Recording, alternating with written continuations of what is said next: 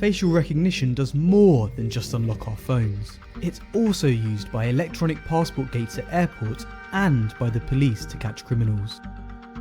And when it goes wrong, there can be serious consequences. A key part of the problem is often within the datasets these algorithms have been trained on. They're often built from images scraped from the web, images of celebrities in the media, or pictures on social networks. In machine learning, we also have this issue of very Western media heavily influencing our data sets. So even our data sets predicting a wedding dress will show, the Western Christian wedding as the prediction for that, because it's very heavily influenced by Western media. So as a result of that, of course, Western media is not very diverse, does not feature people of color in a lot of TV shows. The problem with doing it this way is there's no real way of controlling the diversity of the people. So you'll often end up with a data set that's overly white and overly male.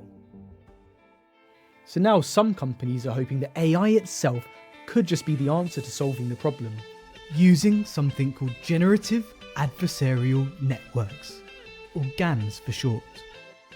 It's a type of AI that can be used to create fake faces, which can then be used to train facial recognition systems.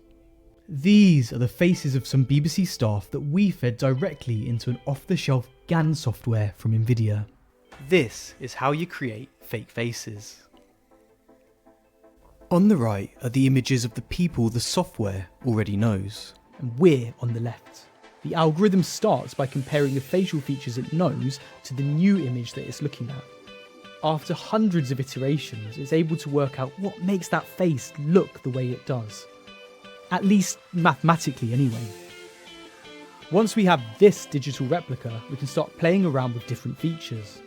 We can fiddle with age, ethnicity and mixed faces, but most importantly create people that don't exist at all. This technology is used to create large databases of fake faces, which is then used to train facial recognition systems. But creating faces in this way isn't enough. If you want to create something that works and treats everyone more equally, the real images you feed into the GAN have to be representative of life. After all, we wouldn't be looking straight into a camera in the real world. This is a photo shoot by Generated Photos in the US, a company specialising in creating GAN images. It spent several months taking pictures of thousands of people. These models were specifically chosen for their diversity, but they're also being captured doing all sorts of things. Say we collect 10,000 photos of just 100 people, then the output images will look like siblings or maybe even twins. So the more photos or the more faces we show to GAN, the more diverse will be the output. So do you think that GANs can totally eliminate bias in an area like facial recognition? Totally is probably a very strong term, but I think that they can mitigate it significantly. Yes, I think so. I would say that if you do collect more real data, if you're able to do that, then you should do that. This technique should optimise how these systems work, but what is more important are the people behind the code. The reality is that technology always reflects the biases that exist in society. And just changing facial recognition tools to make them more accurate isn't going to change that.